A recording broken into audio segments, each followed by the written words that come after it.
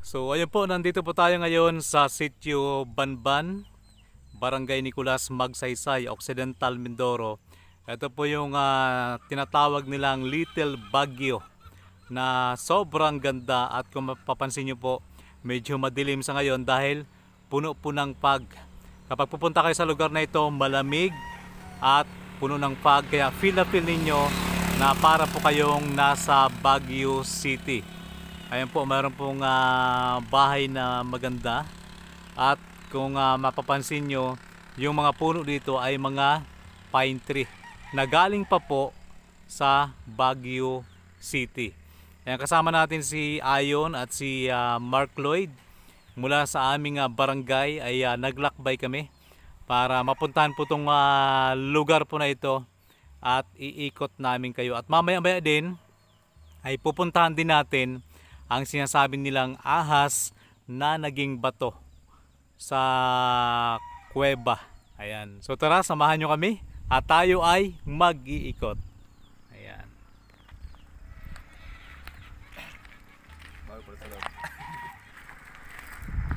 So sumikat na yung haring araw. Ayan. Pero madilim pa rin. Tabing kalsada to, kaya mapapansin nyo mayroon pong mga sasakyan. At kung mapapansin nyo, kaya si Mark Lloyd naka-jacket dahil sobrang lamig sa lugar na ito. So ayun po yung kanilang mga pine tree na ang isang puno pala ay nagkakahalaga ng 1,000 piso. So from Baguio City ay dinala sa lugar na ito, sa Mindoro, itong mga pananim na ito, at dito itinanim. Kaya feel na feel mo talaga yung Baguio City. At trivia lang, ito palang mga halaman na ito ay maselan sa asin. Ayan. Oo. Kumbaga yung amoy ng asin ay hindi nila gusto, kaya kung mapapansin daw, itong dito banda ay malulusog yung mga pine tree. Ayan na. Pero pagdating naman doon, ayan, medyo maliliit yung puno dahil kadalasan dyan daw po sa tabing kalsada pumaparada yung mga truck na may kargang asin. So ayan puro pine tree. Kaya po siguro nabuhay yung puno na to dahil malamig dito sa part na to, direct.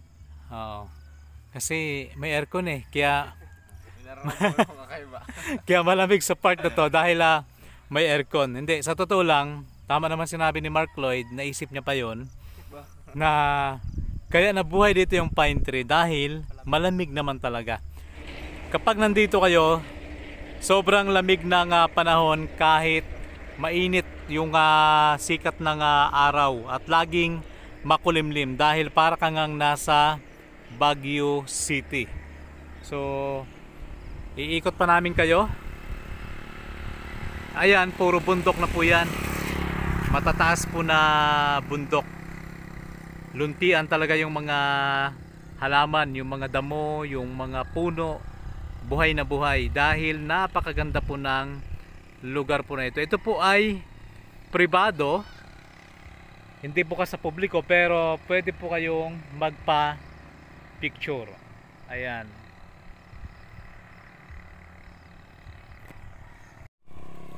So ngayon ay try natin na pumasok dyan sa loob. Ganda talaga ng lugar na ito. Amazing.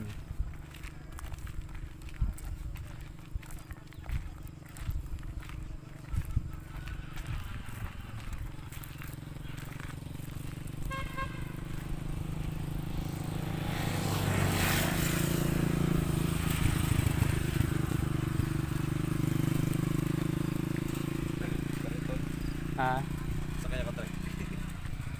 Papasok ka. So yun, ito po yung loob ng farm na puro pine tree yung tanim. Ayan. Tapos may rest house. At saka dun sa likod, may iba't ibang uri pa ng pine tree at yan, meron pong mataas na bundok. Parang namamalat yung aking lalamunan. So dahil sa malamig ang panahon, sumasakit yung aking lalamunan. So eto, karaniwan itong mga halaman na ito ay makikita mo lang talaga sa Baguio City. Pero ngayon ay nandito sa Mindoro. Ayan, oh, sobrang ganda. So yun yung mga caretaker dito. Paalam naman tayo. Ganda. Lamig talaga. Sobrang lamig. Anong puno to, ate?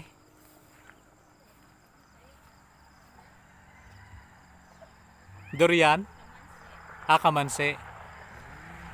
Ayan. Bignay. Ito puno ng kamanse. Yun naman, bignay. Tapos mga sintores siguro. So ayan. Salamat eh. Yan pa sa district, oh. Ano na? Bumba. Oo. Tubig din pala dito. So ngayon ay iikot pa namin kayo bago natin napuntahan yung ahas na naging bato sa loob ng kuweba. Ikot muna tayo papunta doon sa unahan dahil meron pang magagandang tanawin doon. Maraming salamat ulit sa ating mga organic subscribers at organic viewers, sa mga nagpapadala ng star sa ating reels, sa Facebook page ng Mindoro Viners TV YouTube channel. Ayan, maraming salamat. Sa mga nagpapadala ng super thanks, maraming salamat kay Ma'am Nida Marby dahil napakalaki ng kanyang ibinigay na super thanks. Maraming salamat.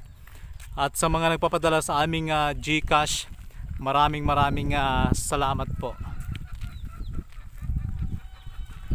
Ayun, no? Sobrang lamig talaga ng hangin. Kanina may pag dito. Ngayon wala na. Ngayon madalang na eh.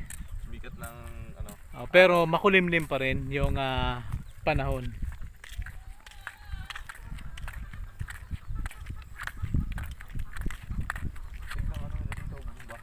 So ayan, kakaiba yung puso nila dito. Try nga natin kung may tubig.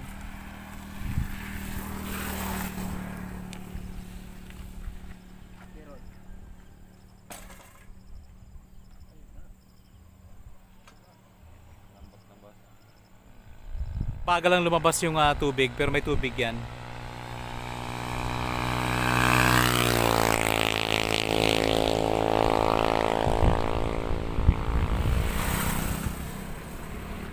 So ang lugar po na ito ay sakop na po ng Occidental Mindoro. Dahil sa unahan, dyan na po yung pinakamatarik na kalsada. At ngayon ay lilipat tayo sa kabila para ipakita natin sa inyo yung kuweba na may ahas na bato. Pang layo ng nilipatan namin. Oo.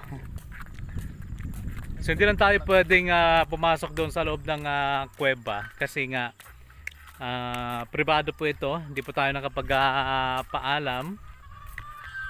Kaya sa labas lang po tayo. Pero makikita naman po natin yung ahas na naging bato. So mapapansin natin, dyan meron pong yungib. Ayan o. May mga yungib at yan po ay bundok na po. Ayan. So tuloy-tuloy tayo. Ito po ay farm. Kaya may mga manok. Mga sabungin na manok. Yung ano pa tayo, gansa. Nasa gitna po ito ng bundok pero yung bahay po ay magaganda. Yung mga nakikita nyo pong sasakyan, yan po ay galing sa Oriental Mindoro papunta po ng Occidental Mindoro.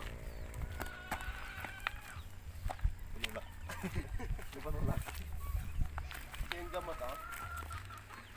Yan ay talisay. Ay, yung ano direct may bunga na matamis. Oo.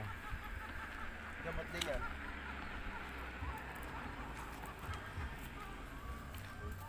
Gamot saan? Gamot saan? Ha? Ah.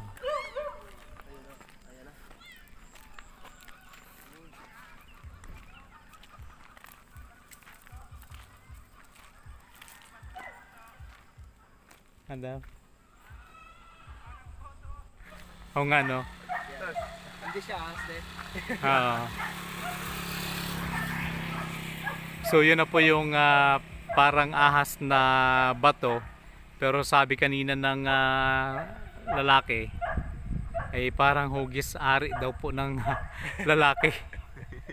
Ayan, kayo na po yung humusga kung anong klaseng bato po yan. Ayan.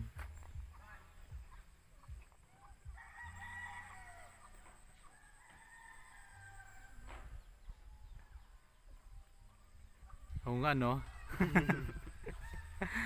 Yung hugis ari ng lalaki na yan na bato ay nakaturo yung kanyang dulo sa butas sa ilalim. Uy. Ayan. So, ayan na po. Yan po yung kuweba na mayroon pong nakalawit na sabi nila ay hugis ari ng lalaki.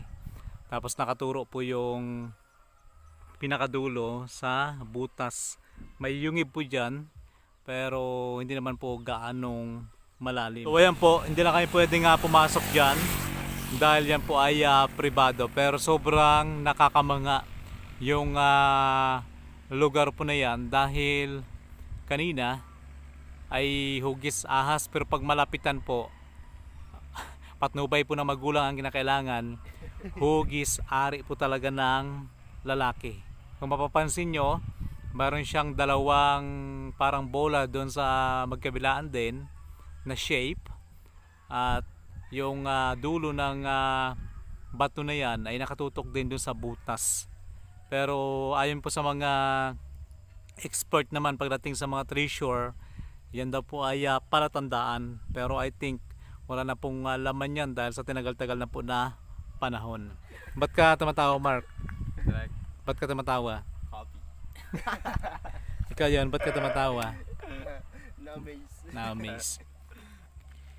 So ayun po, maraming salamat sa pagsama niyo po sa amin. Maraming salamat sa may-ari po nito. Tayo po ay napagbigyan. Ganun din po doon sa kabila, sa Little Baguio. Maraming salamat din sa caretaker na napagbigyan po tayo na magpa-picture at gumawa po ng video. Maraming salamat sa mga nagpapadala ng super thanks at sa mga nagpapadala ng star sa atin pong FB page. At kung kayo po ay bago pa lamang dito po sa ating YouTube channel, huwag niyo pong kalimutang mag-subscribe at pakipindot rin po ng bell button para lagi po kayong updated sa mga kaibang video na atin pong ina-upload bawat araw. So muli maraming salamat and bye bye guys. So ayan po yung ahas na bato na matatagpuan po sa kuweba po na yan. Yan po ay yungib. Yung ulo po ng ahas ay nakatutok naman sa malaking butas.